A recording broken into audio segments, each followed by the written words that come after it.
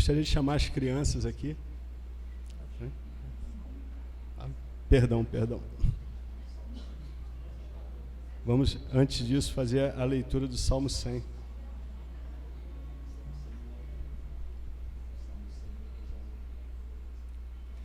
Vamos ler todos juntos? Todos de pé, por favor.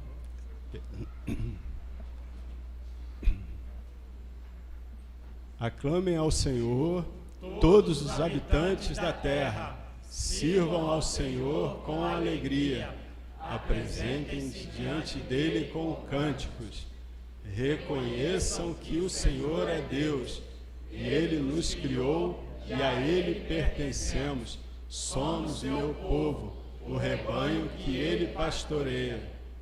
Entrem por suas portas com ações de graças e em seus pátios com cânticos de louvor. Dê-lhe graças e louvem o seu nome. Pois o Senhor é bom, seu amor dura para sempre, e sua fidelidade por todas as gerações. Amém. Equipe de louvor.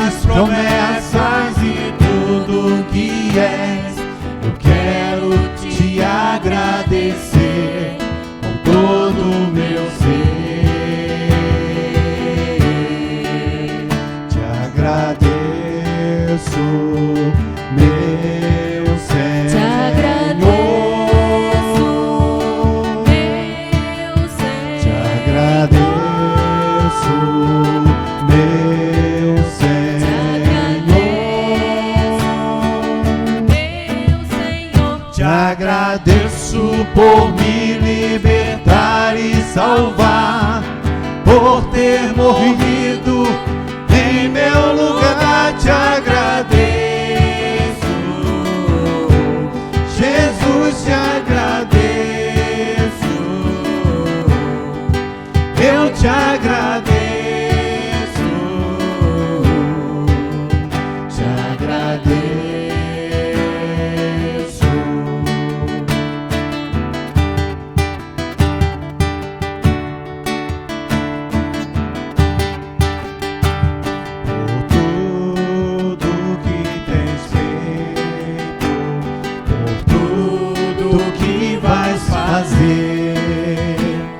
Por tuas promessas e tudo que és, eu quero te agradecer com todo o meu ser.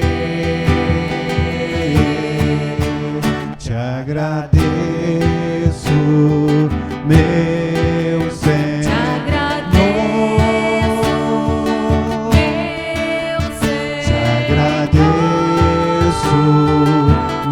meu Senhor. Te agradeço,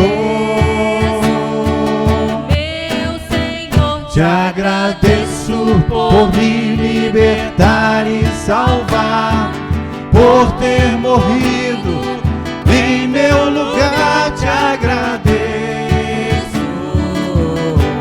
Jesus, te agradeço. Eu te agradeço.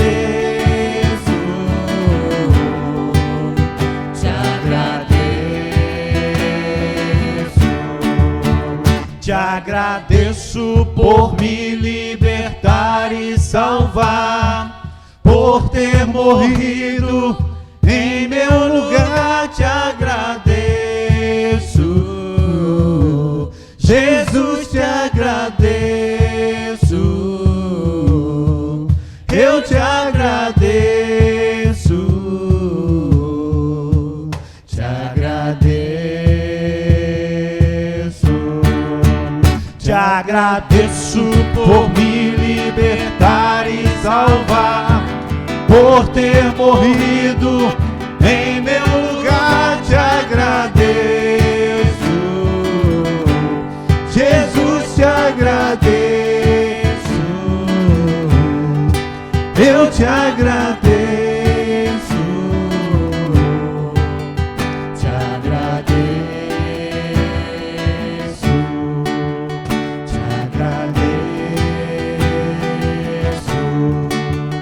Te agradeço.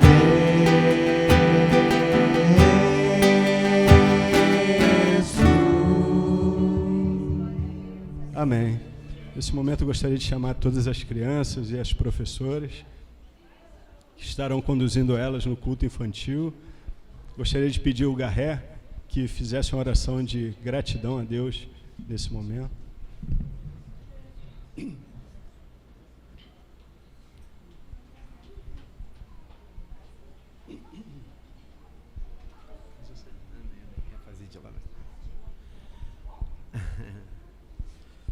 Vamos orar. Pai querido, nós te agradecemos, como agora te louvamos, por tudo quanto o Senhor tem feito e há de fazer. Agora, muito especial, queremos colocar os teus cordeirinhos. Não vou pedir para estar sob os teus cuidados, porque eles já estão sob os teus cuidados. E não há nada melhor do que estar sob os teus cuidados, debaixo da tua mão poderosa. Ó Pai, que eles possam sair de lá com mais sabedoria na tua palavra, e que eles possam crescer diante do Senhor em estatura e sabedoria também. Queremos te pedir pelas professoras que eles vão orientá-los, que o teu Espírito Santo possa tomá-la nas suas mãos, como tem tomado, e fazer com que eles possam aprender o melhor de ti, Pai querido. Fica conosco, nos dá final de noite na tua presença. Essa é a oração que te fazemos, agradecido por tudo quanto o Senhor tem feito. Em nome do Senhor Jesus. Amém. Amém. Amém. Você pode se assentar, muito obrigado. Enquanto as crianças se retiram, eu convido você a orar mais uma vez, a pedir a Deus a sua direção, para que possamos compreender a palavra dele. Como você sabe, nós estamos com novos microfones, então a equipe lá está tentando ajustar, e a nossa internet também deu problema. Nós estamos entrando pela página do Facebook hoje. A Camille está fazendo essa filmagem para que as pessoas que estão em casa e já mandando mensagens possam ter acesso, né? Esses problemas acontecem, né? E nos encoraja a participar, mas muitas pessoas doentes, né, são abençoadas com esse processo. Então tenha um pouquinho de calma com relação a esses problemas técnicos. Vamos orar?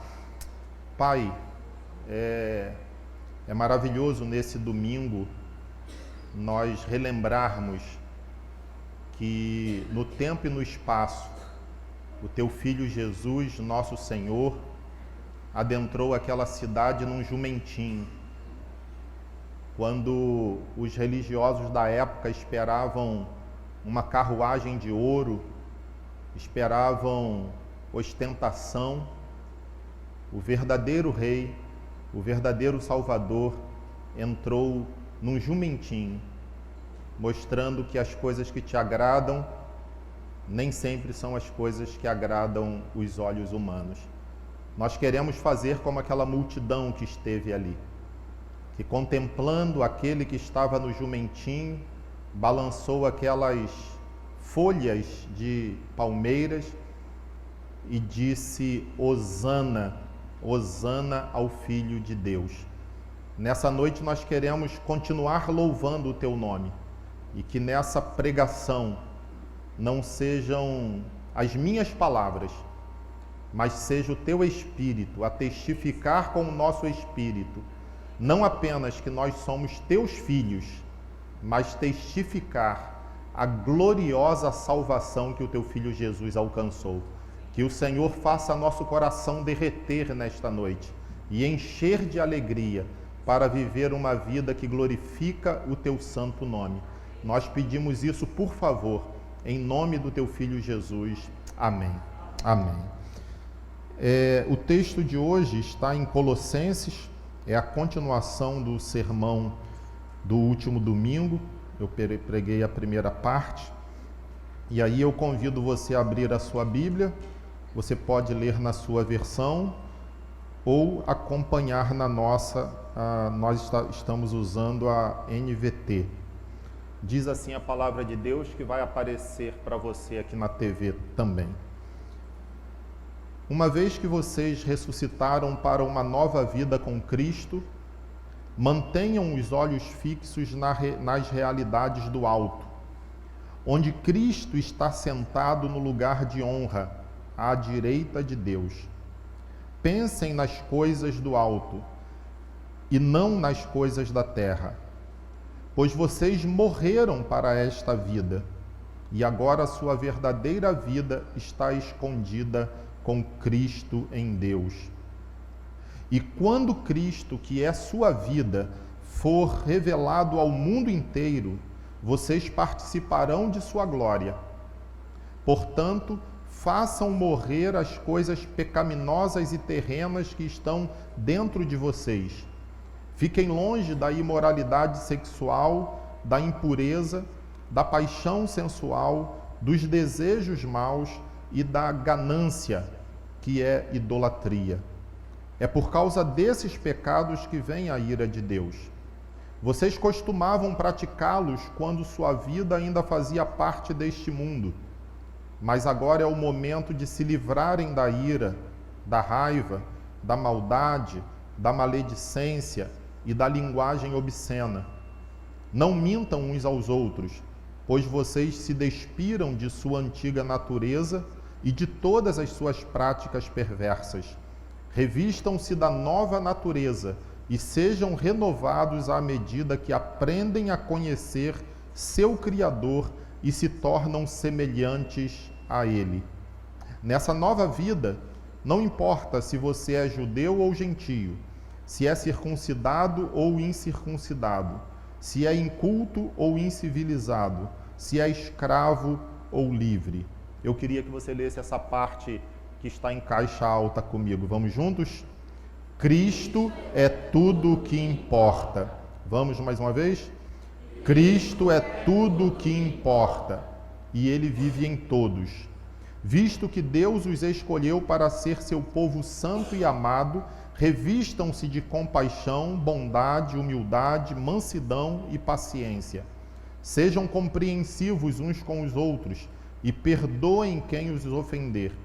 Lembrem-se de que o Senhor os perdoou, de modo que vocês também devem perdoar.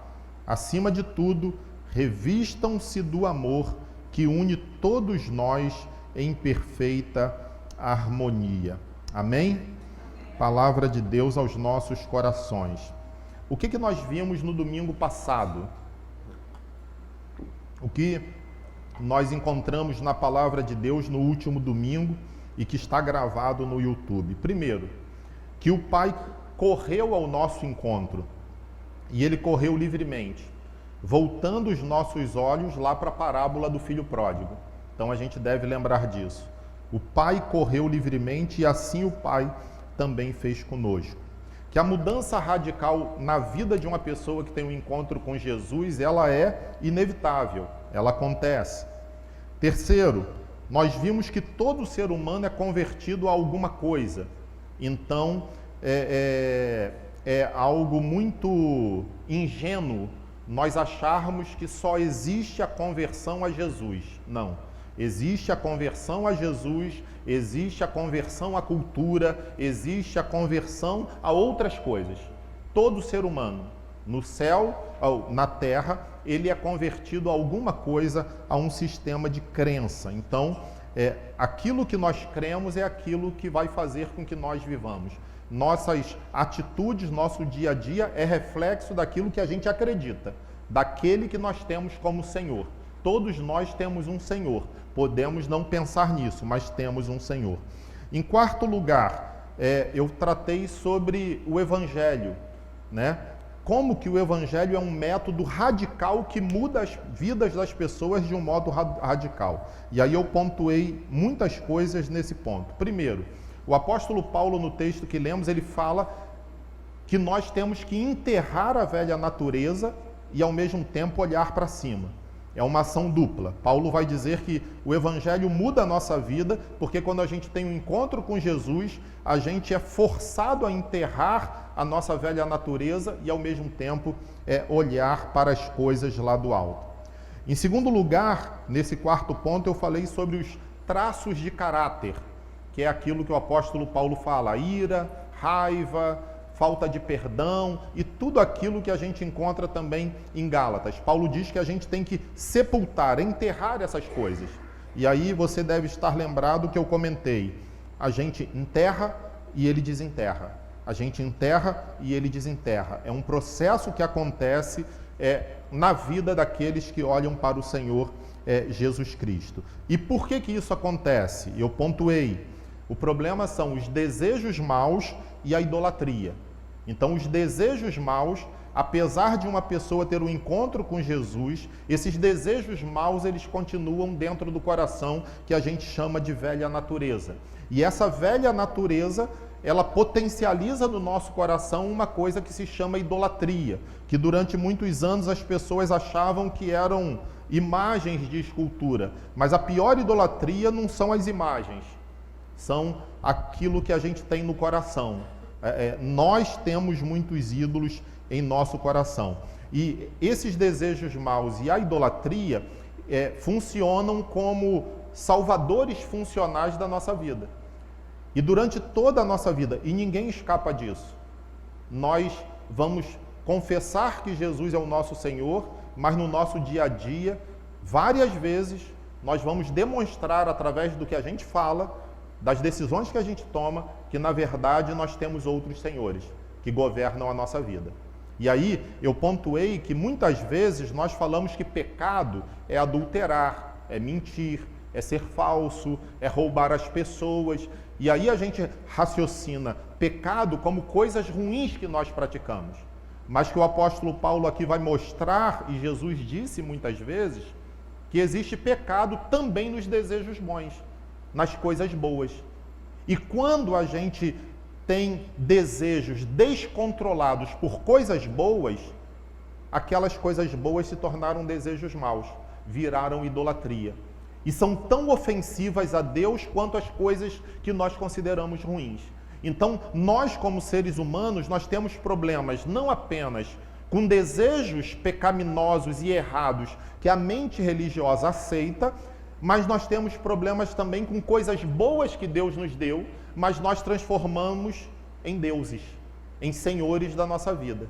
E aí não existe diferença em alguém praticando prostituição na esquina da cidade e nós estarmos numa igreja amando coisas além do que nós deveríamos amar, colocando essas coisas em primeiro lugar, quando apenas um deveria estar como primeiro lugar, que é o Deus Todo-Poderoso. E aí eu citei como exemplo o caso dos fariseus na época de Jesus. Nós podemos dizer que os fariseus eram falsos, que eles eram malandros, que eles eram ladrões, mas nós não podemos dizer que os fariseus não tinham uma vida correta. Os fariseus, em sua esmagadora maioria, eles eram pessoas que levavam a sério o Antigo Testamento. Eles levavam a sério. E Jesus vai dizer que o pai deles era o diabo. Então veja só a complicação que eu pontuei nisso aqui e do porquê o Evangelho é o método que muda a vida de uma pessoa completamente. Porque o Evangelho é franco conosco. O Evangelho não inverniza, o Evangelho não paparica. O Evangelho não massageia coração de pessoas mimadas que querem transformar Deus em seu escravo. Não, o Evangelho mostra aquilo que nós somos e pergunta: será que realmente esse Deus tem que ser seu escravo? Ele tem que fazer o que você quer? Porque você peca não apenas nas coisas ruins que você quer, mas você também peca nas coisas boas que Deus te deu e que você transforma em deuses que governam a sua existência. De tal maneira que você diz assim: se eu perder isso, eu não consigo mais viver. Se isso sair da minha vida, eu vou morrer. Eu prefiro perder a minha vida do que deixar de ter isso. E aí a gente falou dinheiro, família, filho e tantas outras coisas, poder, sucesso e por aí vai. Ou seja, aquilo que eu amo e que você ama podem estar destruindo a nossa vida. Eu ia bater no peito e bati, né, Varalho? A equipe fica louca lá, né? O microfone estava aqui, agora está aqui, né? Eu não sei se você já conseguiu perceber a desgraça da nossa existência. As religiões, normalmente, elas querem falar coisas boas para nós. Elas querem dizer assim: olha, faça isso e você vai melhorar. Faça aquilo e você vai se tornar até no meio de muitos ambientes cristãos nós ouvimos isso. Obedece à lei, obedece ao Antigo Testamento, obedece ao Novo Testamento, seja fiel. E as pessoas tentam ser fiéis, porque as pessoas são boas. E Jesus está dizendo assim: esse não é o caminho, isso vai estrangular vocês. Vocês não são competentes, vocês são um fracasso. Vocês não vão conseguir acertar quando vocês querem, e vocês não vão conseguir acertar quando vocês não querem. Vocês estão falidos.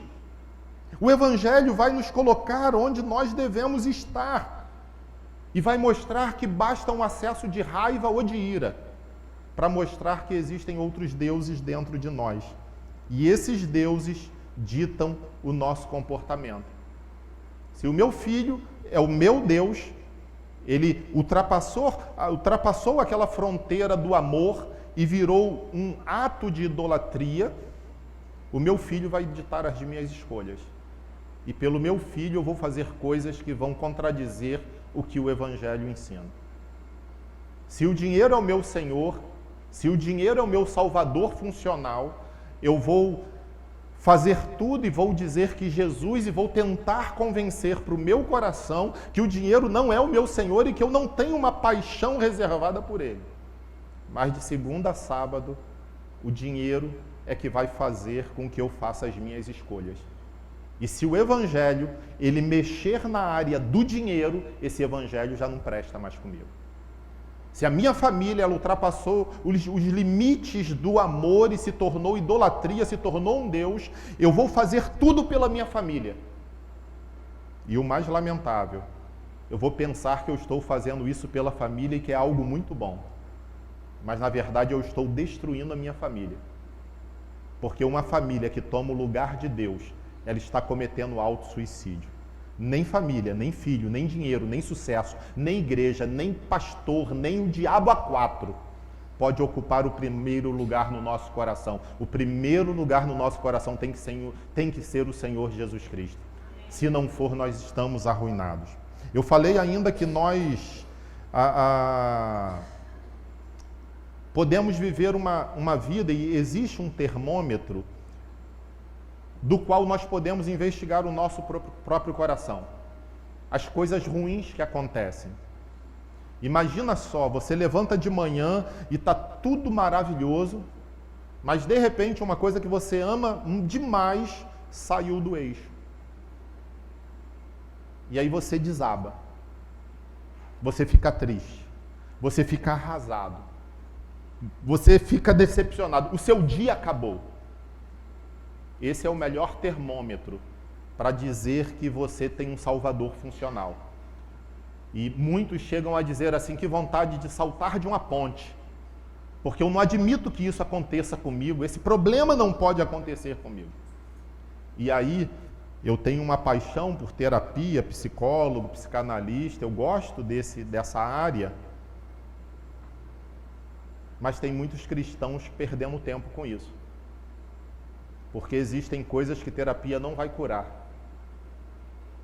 Muitas terapias não vão conseguir tirar do seu coração, do seu interior, do seu eu verdadeiro, aquele ídolozinho que você não quer tirar, porque você ama e você tem paixão. Então, preste atenção. Se existe algo que me ira, se existe algo que me descontrola, se existe algo que me deixa nervoso, aí está o problema da minha existência. E deixa eu falar para você, talvez aqui em Angra, aqui nessa noite, nós não tenhamos esses problemas. Mas eu soube que na igreja da China tem. E eu soube que nossos irmãos na China, eles vivem esses problemas. E é muito curioso porque quando nós olhamos nossos irmãos da China vivendo isso, né, tendo essa luta com o Deus que eles têm, nós só temos um conselho para eles. Vale a pena viver 5, 10, 15, 20, 30 anos desse modo? E você acredita que tem pessoas que viveram a vida inteira desse modo? Quando coisas ruins aconteciam, desabavam? Às vezes, numa má formação infantil, em maio, a gente vai ter uma série em Jacó, né, o remake, e a gente vai falar de coisas difíceis das famílias disfuncionais, da nossa infância que foi disfuncional, da nossa infância que nossos pais, muitas vezes, não porque quiseram, eles também aprenderam desse modo, eles destruíram, de certa maneira, a nossa alma, não nos deram maturidade, não nos deram uma estabilidade emocional, e isso nos trouxe muitas consequências. Agora, deixa eu falar uma coisa para você. Depois de sermões como um texto desse, você continuar no caminho que te leva para a ruína, já não é culpa do seu pai nem da sua mãe. Aí é sua culpa. Porque quando Deus desvenda o Evangelho para nós, lembra? A mudança é inevitável. Por isso que Paulo vai gritar, Cristo é tudo o que importa. Para nós, muitas vezes, pode ser uma palavra repetida. Mas eu não posso aceitar uma vida que a Bíblia diz que deve ser vivida em felicidade, numa miséria.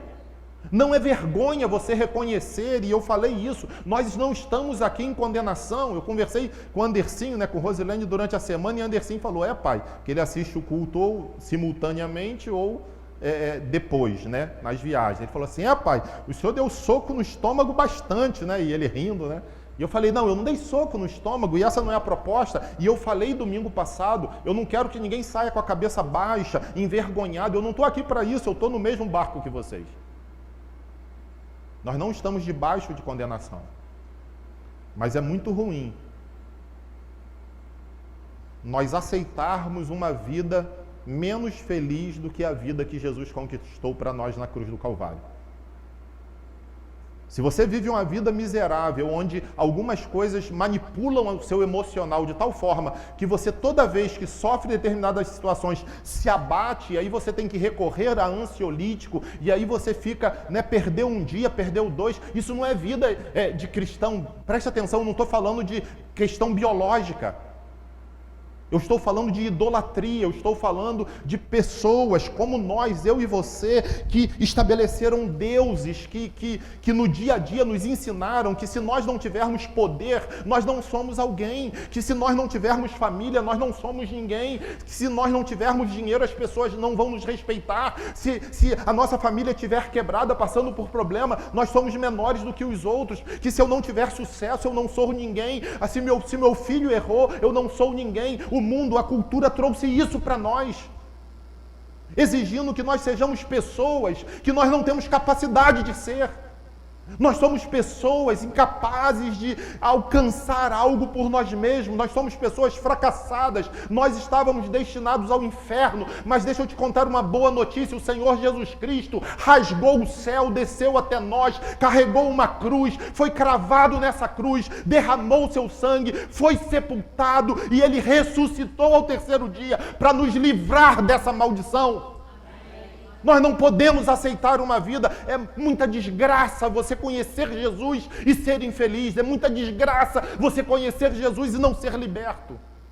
Colossenses 3 fala sobre isso. E aí é fácil, eu vou falar sobre algumas coisas. O que pode nos dominar, né? e as nossas emoções saem do controle. Paixões, todos nós temos paixões.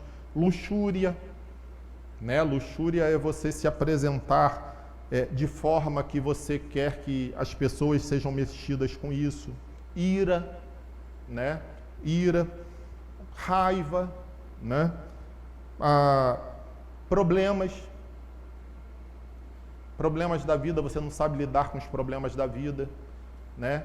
Às vezes seu pai e sua mãe paparicaram tanto você que você se tornou um adulto mimado. E aí você não aguenta o rojão da existência.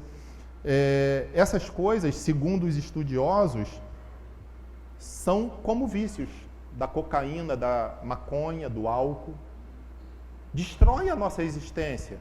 É por isso que semana passada eu comentei isso. O que Paulo está nos dando aqui é um livramento para rivortril, para desespero. É para a gente levantar a cabeça e viver o resto da nossa vida de modo feliz. Haja o que houver, porque Cristo é tudo o que importa. E aí a gente precisa, né, chegar na segunda parte, porque senão eu não vou nem pregar. Ainda estou na primeira parte, relembrando aqui para você, né? O que a gente vai falar hoje? Eu vou falar sobre o olhar para cima, né? Veja que Paulo fala que a gente tem que enterrar o nosso velho eu, e aí a gente é incapaz, a gente enterra, desenterra, enterra, desenterra, lembra disso?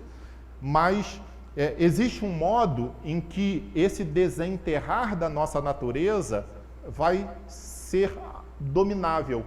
A gente vai aprender a dominar quando Cristo se torna o nosso verdadeiro Senhor.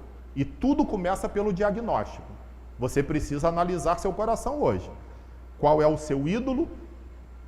O que te deixa irado? O que te tira do sério? O que te leva a pedir a morte? O que abala? Quais são as coisas que, se você perde, você fica fracassado, né? E eu não posso aqui mencionar exemplos porque eu vou ter problema. Vamos falar sobre olhar para cima.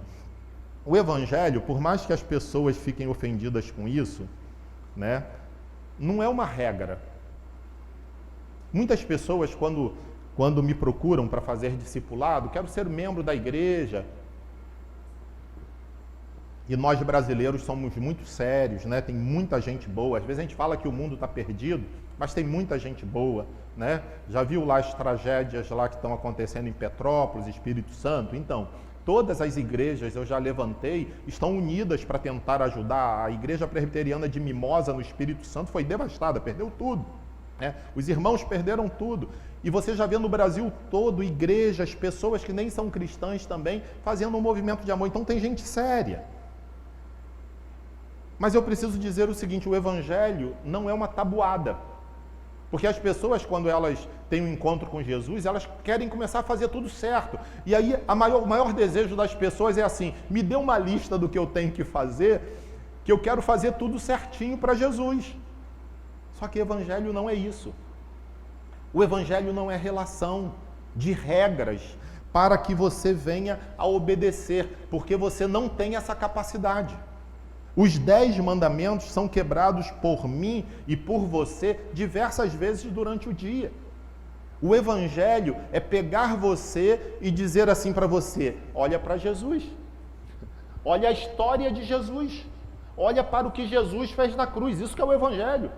O Evangelho não é a tabuada onde você faz coisas certas para agradar a Deus, não é isso. O Evangelho é você pegar a pessoa e fazer com que ela olhe para o que Jesus fez na cruz do Calvário, para que você contemple aquilo que Deus fez por sua vida. E aí, como eu falei ainda há pouco, o Evangelho primeiro ele nos ataca. E aí você viu que o Evangelho falou coisas pesadas para a nossa realidade. O apóstolo Paulo ele fala sobre isso. Mas veja o que diz o versículo 1 ao versículo 4, e aí a gente volta. Preste atenção só no que o apóstolo Paulo está falando. Uma vez que vocês ressuscitaram para uma nova vida com Cristo, mantenham os olhos fixos nas realidades do alto. Veja o que Paulo está falando. Ele não fala só mantenham os olhos fixos. E eu cheguei a passar por isso aqui no finalzinho do sermão. onde Cristo está sentado no lugar de honra, à direita de Deus. Veja que aqui nós temos algo geográfico. Assim como vocês estão assentados, Jesus está sentado no lugar de honra. Então existe um local chamado céu, o apóstolo Paulo está falando isso aqui, à direita de Deus, que é o lugar de autoridade. E aí no versículo 2, o apóstolo Paulo enfatiza isso. Pensem nas coisas do alto. Mais uma vez, Paulo está dizendo, tem coisas do alto.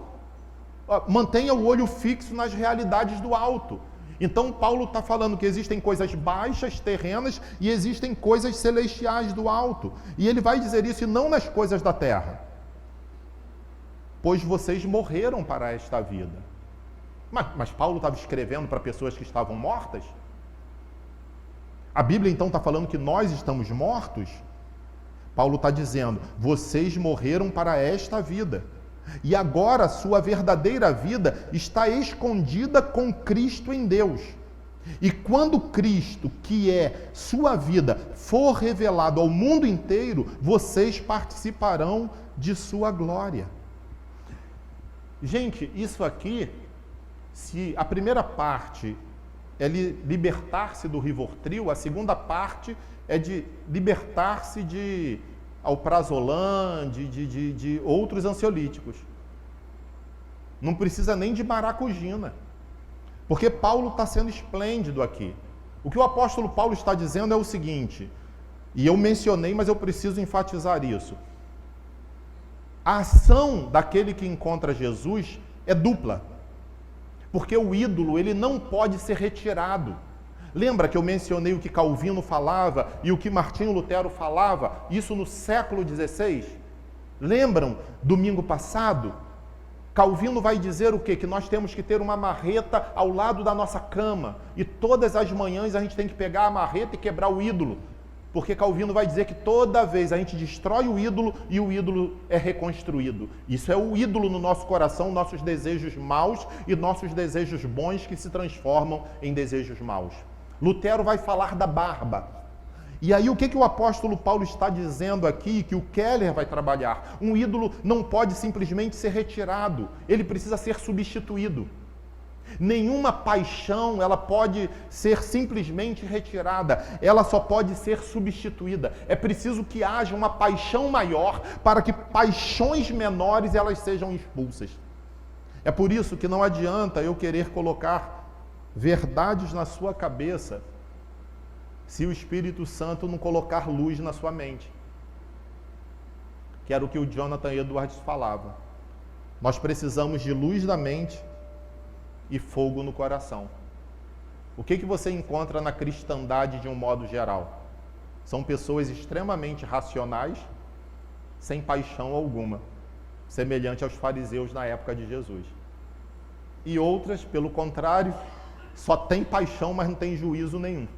São como navalhas, loucos com navalhas nas mãos. O que o Evangelho nos convida é a usar a mente e o coração. É ter clareza do que nós somos e do tamanho e da força dos nossos ídolos, mas ao mesmo tempo olhar para cima e ver tudo o que Jesus foi capaz de fazer por nós.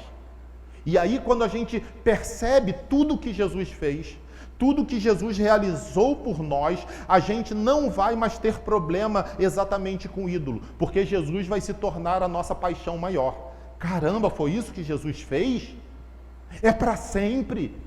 Eu não preciso mais andar de cabeça baixa, eu não preciso mais ficar nem mesmo humilhado quando eu peco. Eu posso levantar a minha cabeça mesmo com as coisas ruins acontecendo na minha vida. Sim, você pode. Porque Jesus disse, eis que estou com você todos os dias até a consumação dos séculos. Cristo é tudo o que importa. E aí você fala assim, não é possível? Porque é o que a gente fala sempre. Não, Deus não vai me aceitar. Eu estou negligenciando muito. Eu estou falhando. Eu estou errando. É isso que colocaram, incutiram nas nossas cabeças muitas vezes. E aí a gente vê pessoas iguais, semelhantes a caranguejos, elas andam para trás. Ou outras ficam igual aquele cachorro que está tentando pegar o rabo, ficam assim. porque elas pensam que sabem o que estão fazendo de certo, elas pensam que estão no caminho certo, mas elas não estão, porque elas estão vivendo sob julgamento. Porque talvez um dia elas colocaram toda a sua devoção em um homem, e aquele homem as decepcionou. Outras colocaram no poder, outras colocaram no dinheiro. Nós criamos determinados deuses, e se os nossos pais eram assim, essa é a nossa referência. Se os nossos pais eram muito egoístas, possivelmente nós somos muito egoístas. Se os nossos pais falavam mal de pessoas dentro de casa, nós vamos replicar isso. Se os nossos pais amavam coisas erradas, nós, por mais que discordássemos lá, nós vamos replicar até inconscientemente. E aí, meu amigo, deixa eu te falar uma coisa. A vida vira um inferno. Porque você vai ficar o momento inteiro assim. Caramba, não devia fazer isso, eu sou de Jesus. Meu Deus, por que eu falei isso? Meu Deus, por que eu falei isso? E aí você não vai conseguir dormir direito, porque você é sincero na sua fé, e você sabe que você errou. E aí você vai começar a descontar nas pessoas. Às vezes as pessoas estão com problemas, descontam em quem está em casa, né? E aí a vida vira um inferno, por quê?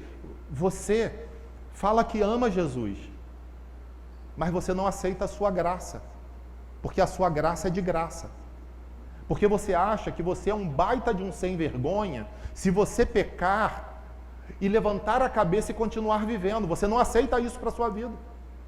Talvez alguns aqui estejam olhando para a mesa da ceia e falando assim, eu não posso porque eu fiz hoje, o pastor está falando isso, porque eu não sabe o que eu fiz hoje. E aí talvez você vai dizer assim, pô, o pastor é muito liberal, né? Pastor deixa, todo mundo faz o que quer.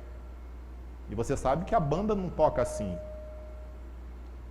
Só que eu não posso mentir para você. Eu não posso dizer para você que você tem que se ajoelhar no caroço de milho. Eu não posso dizer para você que você tem que ficar se martirizando e enfiando espada em você mesmo. Eu não posso dizer para você que você tem que se entristecer e jogar no mar ou se jogar de uma ponte. Eu não posso falar para você que você tem que se endireitar, que você tem que se consertar e que a sua vida tem que tomar jeito. Eu não posso fazer isso. Porque nada que eu disser para você vai ter sentido se você não descobrir que a fonte da sua cura está em se apaixonar por Jesus. Se você não se apaixonar por Jesus, não tem ensinamento que vai mudar a sua vida e vai trazer a alegria verdadeira do céu.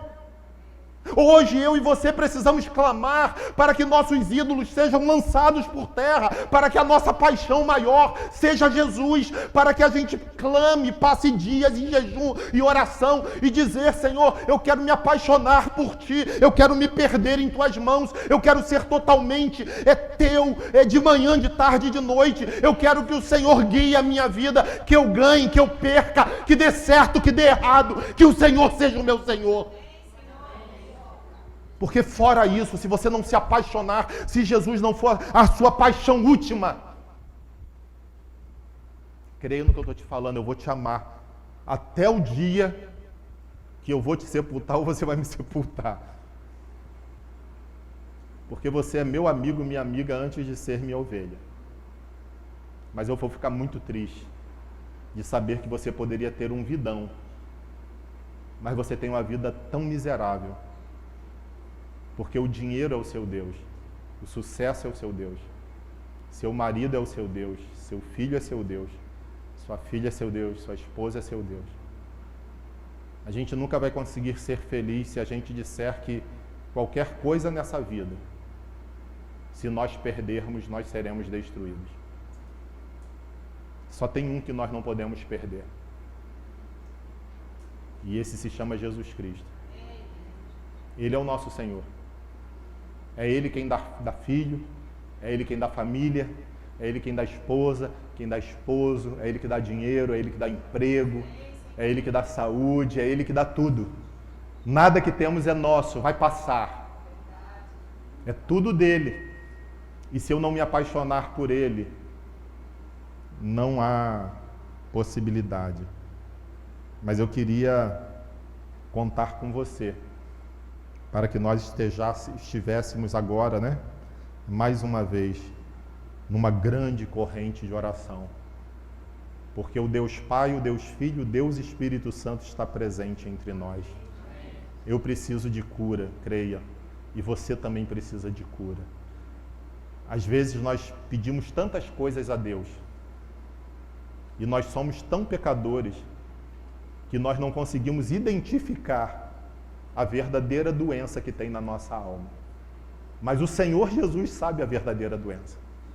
E a Bíblia diz que, olha, muito pode por sua eficácia a oração de um justo. Imagine quantas pessoas tem aqui nessa noite. Quantas pessoas nos assistem online. Tem mais de um justo aqui. Deus vai fazer milagres em nossas vidas. Deus vai nos libertar dos nossos deuses. Deus vai nos restaurar, de modo que nós vamos levantar a cabeça e vamos viver a nossa vida. Haja o que houver, eu sou de Cristo, Ele é meu Senhor, é meu bom Salvador, e nada vai me derrubar, porque eu pertenço a Ele. Vamos ler o versículo 2, tem uma parte que diz ali, né, e eu enfatizei isso. Pensem nas coisas do alto, né? Pensem nas... Não apareceu não, né? Então deixa lá. Pense nas coisas do alto e não nas coisas da terra. E o versículo 1 vai dizer assim, olha, de uma forma tremenda, você precisa definir no seu coração, você precisa estabelecer no seu coração que esse Jesus que eu falei da paixão, ele realmente é o Senhor da sua vida. Isso é olhar para o alto.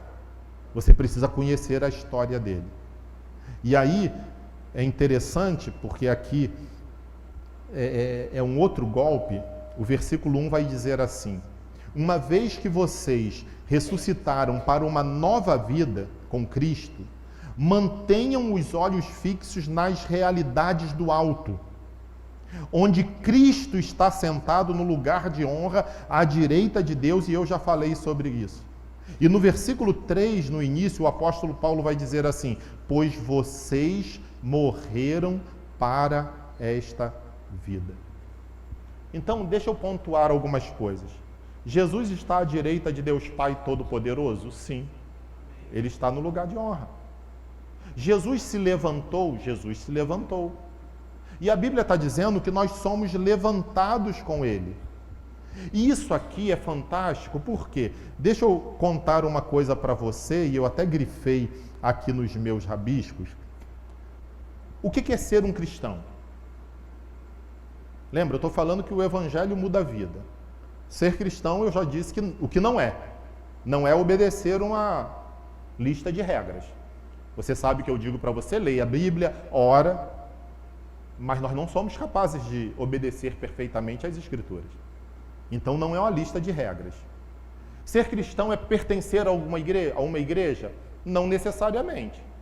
Judas pertencia à igreja, dava a ceia, cuidava da tesouraria, e ele não era crente.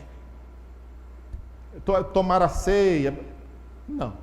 O que é ser um cristão? É olhar para Jesus. Mas o que é olhar para Jesus e olhar para o alto? Preste atenção, o que Jesus é da igreja? Mas tem tanta coisa, né? Hã? A cabeça. Quem falou aí? Aí, vai ganhar uma caixa de bombom agora na Páscoa. Ô Márcio, você vai comprar, tá? Cristo é o cabeça da igreja.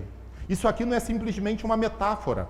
Cristo está assentado à direita de Deus Pai Todo-Poderoso, com o seu corpo e com as perfurações que os discípulos viram e que nós veremos. Agora, se ele é a cabeça da igreja, o que é a igreja? É o corpo. Não existe cabeça sem corpo. Não existe corpo sem cabeça. O Evangelho muda radicalmente a nossa vida, porque o que o apóstolo Paulo está dizendo, quando ele fala assim, vocês morreram para essa vida, porque nós somos enxertados na videira.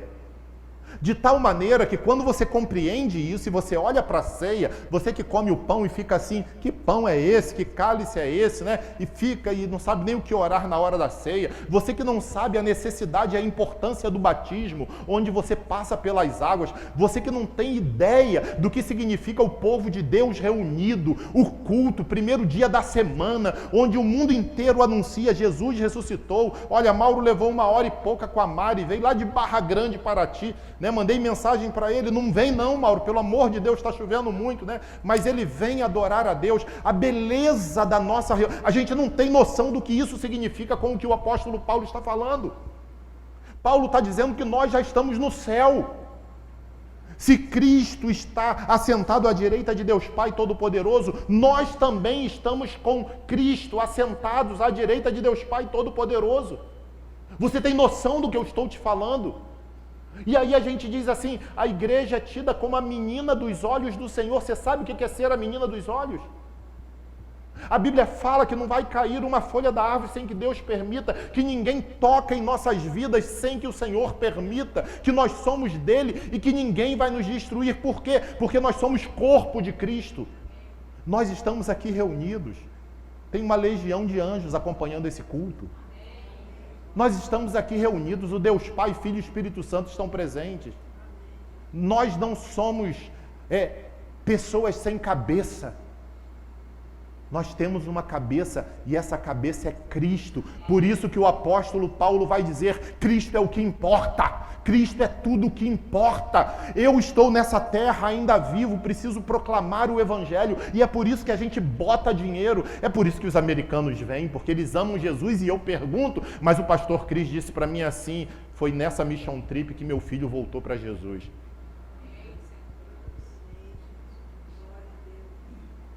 E ele disse assim, só a salvação do meu filho me leva a ser muito agradecido e viajar quantas milhas forem necessárias.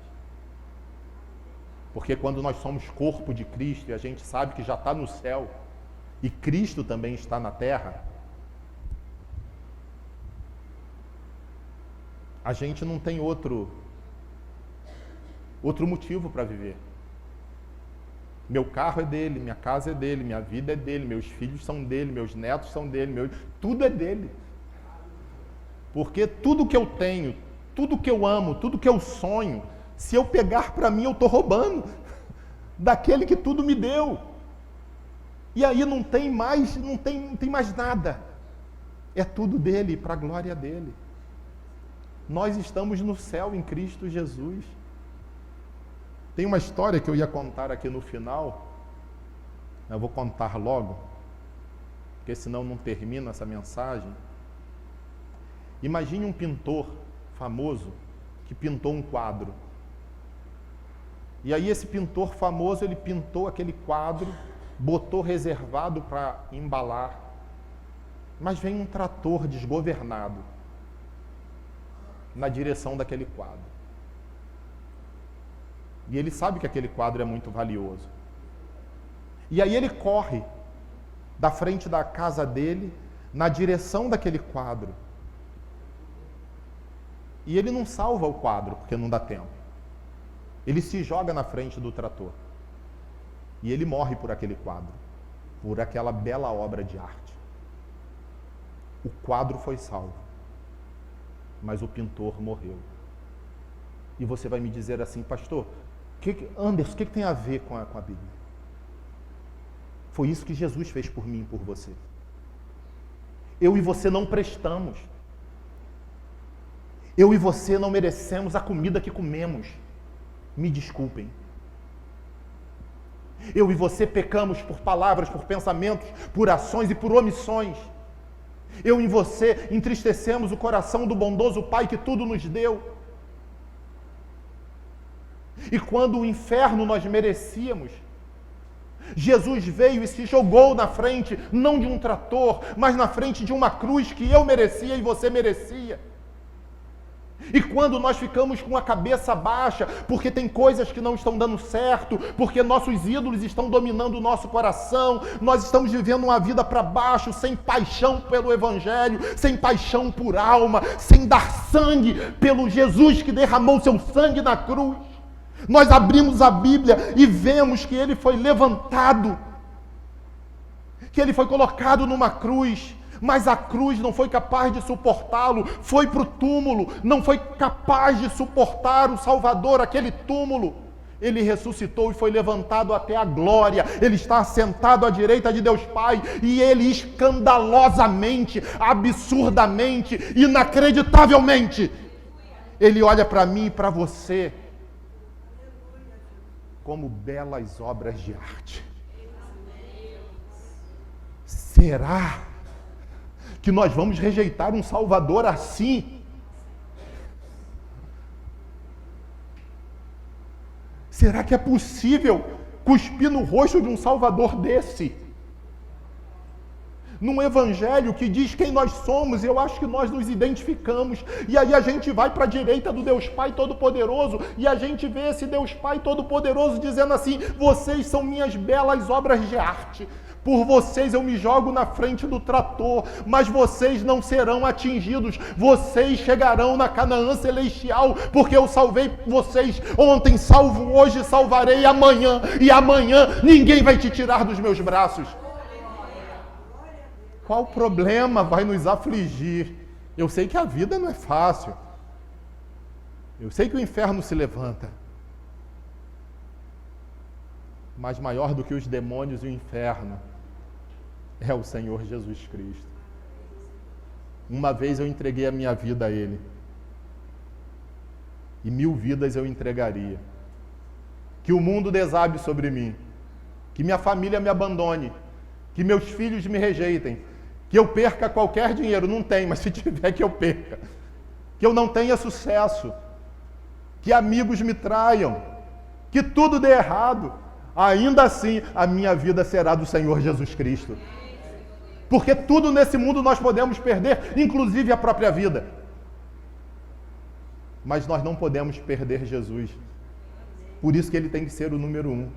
Por isso que Paulo está dizendo, ele foi levantado, ele está à direita do Deus Pai Todo-Poderoso. Você foi criado com ele e você está sentado com ele. Como assim? Eu estou aqui na terra. Sim. É porque eu tenho orado pouco. É porque os meus deuses têm impedido que eu dobre meu joelho. Que sensação linda foi quando Mauro convocou o pessoal aqui, a igreja de joelhos, ajoelhado. Que coisa linda que foi. O nosso dia a dia está nos afastando do Senhor, que deveria ser a nossa paixão maior. O nosso dia a dia nos leva a trabalhar como loucos e a se dobrar pouco diante do Evangelho. Porque nós esquecemos que quando a nossa vida ela está difícil, o propósito não é só que ela seja difícil. Deus está querendo nos ensinar alguma coisa. Nós não estamos aqui, creia no que eu estou falando, para receber bênção do Senhor. Nós estamos aqui para falar bem do Senhor Jesus Cristo, para falar bem do Deus Pai, para falar bem do Deus Espírito Santo. Preste atenção. Quando Deus nos chama, porque você saiu de casa, eu saí, mas saiba que antes de nós sairmos de casa teve uma convocação do céu. E o céu talvez tenha desabado sobre você, mas você chegou nesse local de adoração para cantar louvores a Ele. É porque tem mais de 120 mil habitantes nessa cidade que ainda não conhecem esse Jesus.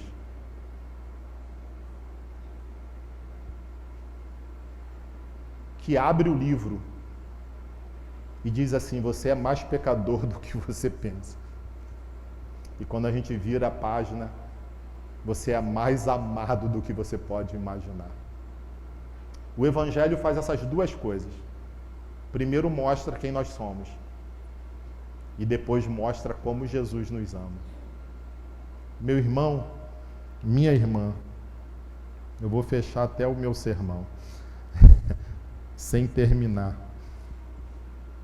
Lembra da história da mulher que eu falei? Eu vou terminar assim com ela. Lembra da história que eu falei da mulher? Semana passada. A mulher que colocou os homens como seu Deus.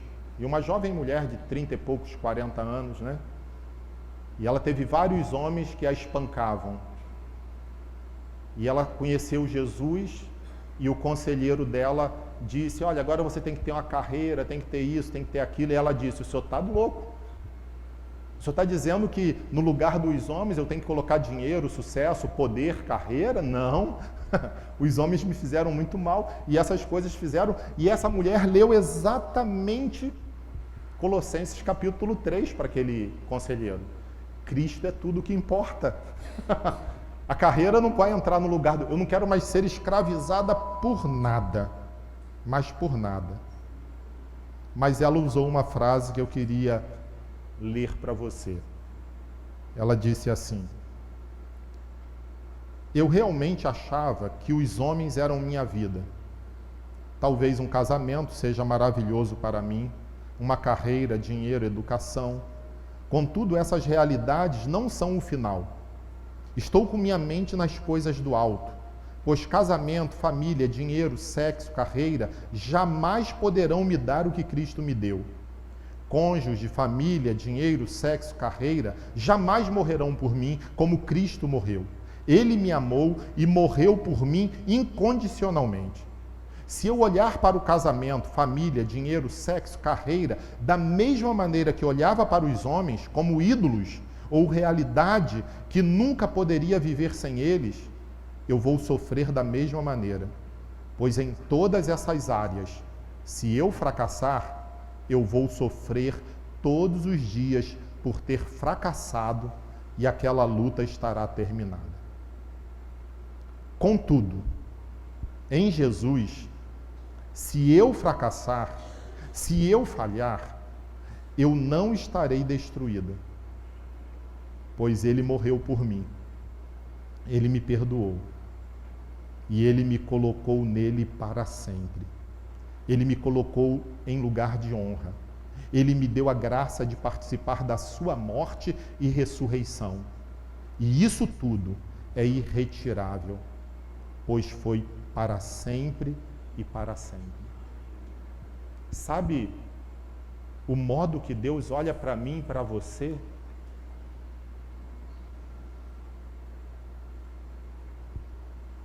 Quando Deus olha para mim e olha para você,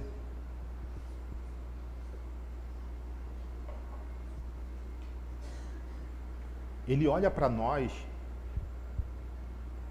como se nós tivéssemos morrido na cruz pelos nossos pecados.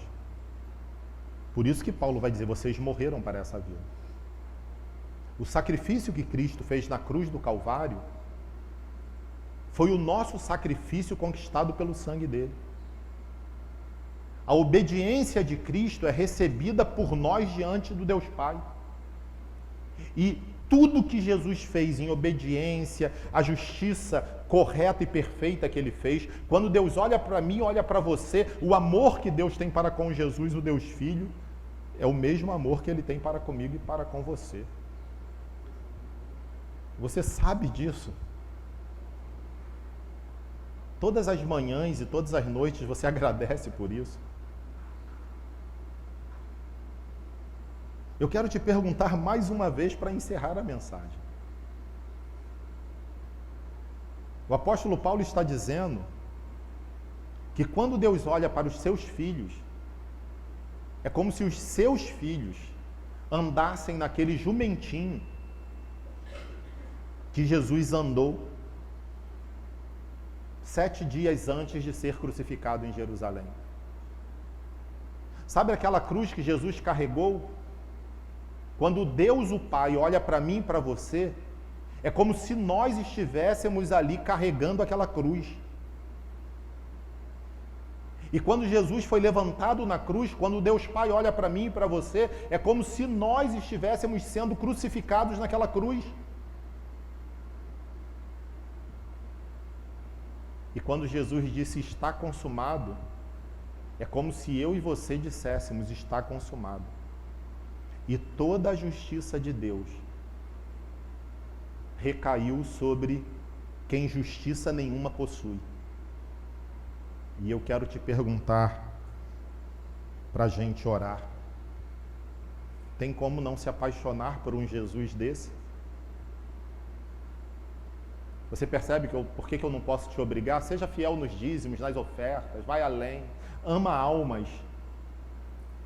Todas as manhãs orem por uma pessoa que está passando aflição e que às vezes está tomando tudo quanto é remédio, está fazendo de tudo, mas o que ela precisa é de Jesus, é simples assim. Tem gente que está procurando Jesus que precisa de remédio, e tem gente que está tomando remédio que só precisa de Jesus. Porque só Ele é poderoso para destruir os ídolos. Então, em nome de Jesus, você está em oração até agora, vamos continuar orando. Que eu e você estejamos experimentando milagres gloriosos nesse momento.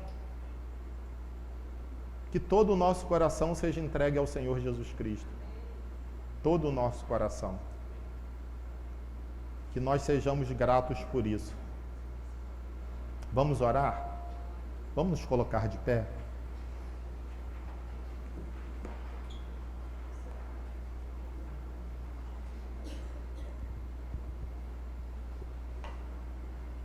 Obrigado, Mili. Vocês que estão assistindo online, agradeçam a Mili, né? Que está aí segurando, sem pedestal. Fale com Deus. Eu vou falar com Deus. E você também pode falar com Deus. Você aqui, você de casa.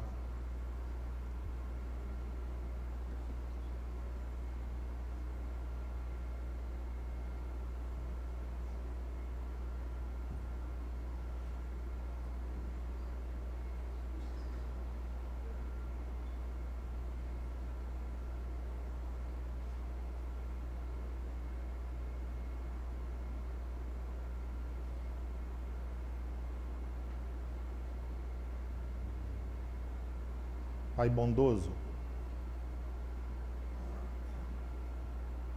obrigado por Tua palavra.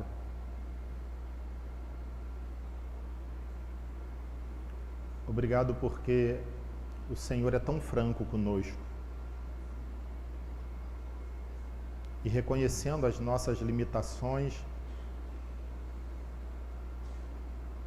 reconhecendo que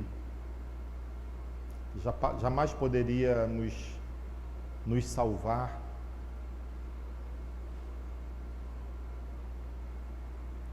Eu quero te fazer apenas um pedido.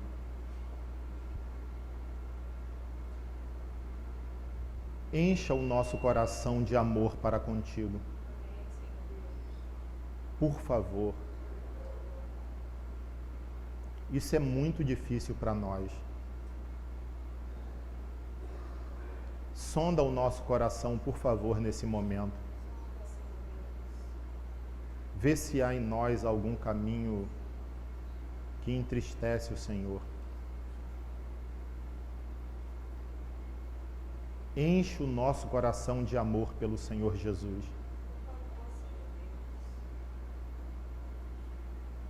Por favor, Senhor, enche o nosso coração de amor para com Teu Filho Jesus. Que não haja, Pai, uma vida sequer que deixe de olhar nesse momento para aquele que se jogou na frente do trator, para aquele que se jogou na cruz, para que nós tivéssemos vida. Faz de nós pessoas apaixonadas pelo Teu Filho Jesus. E pessoas apaixonadas por pessoas sem esperança, sem rumo nessa existência. Retira críticas dos nossos lábios e coloca compaixão em nosso coração. Que sejamos canais de bênçãos para muitas vidas nesta semana. Que sejamos missionários do Senhor, a mostrar para muitas pessoas que não há nada de bom em nós, mas que nós descobrimos que aquele que é bom se jogou na frente da cruz para nos redimir e nos perdoar. E que essa é a boa nova de salvação. E que Cristo, o nosso Senhor, é tudo o que importa. Em nome dele que eu oro e te agradeço. Amém, amém e amém. Você pode se assentar, ou continua de pé se você puder, se não puder, tudo bem. O presbítero Mauro vai dar continuidade.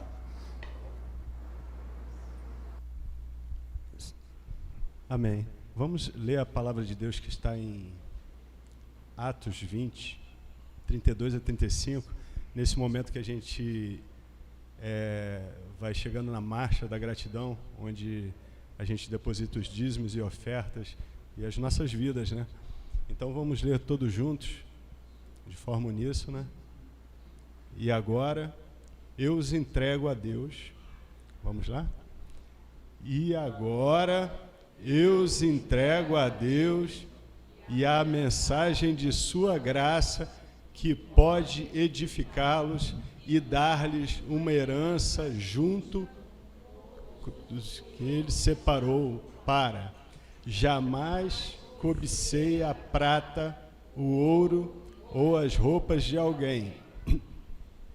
Vocês sabem que estas minhas mãos trabalharam para prover as minhas necessidades e as dos que estavam comigo. Fui exemplo constante de como podemos, com trabalho árduo, ajudar os necessitados, lembrando as palavras do Senhor Jesus: a bênção maior em dar do que receber. Amém?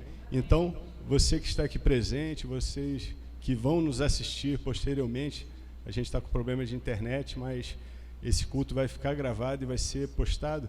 Contribua por meio de Pix, né? Nós temos aí a chave, e o Pix é o CNPJ da igreja, a conta Banco do Brasil. Você pode estar doando ali, ofertando seu dízimo, sua oferta. Então faça com um coração alegre de estar colaborando para a obra de Deus aqui nesse local. Amém?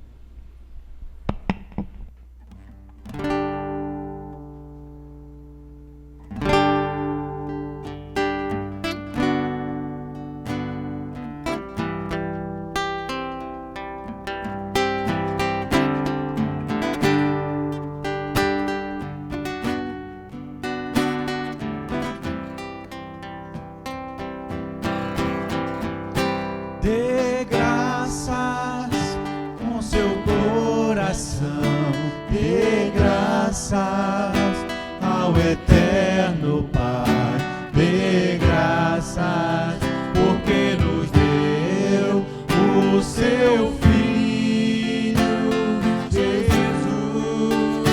Dê graças com seu coração, dê graças ao eterno Pai, dê graças porque nos deu o seu Filho Jesus. E agora na fraqueza somos fortes, na pobreza somos ricos, por tudo que o Senhor fez por nós. Dê graças com seu coração, dê graças ao eterno Pai, dê graças porque nos deu o seu Filho Jesus. E agora na fraqueza somos fortes, na pobreza somos ricos, por tudo que o Senhor fez por nós. Dê graças.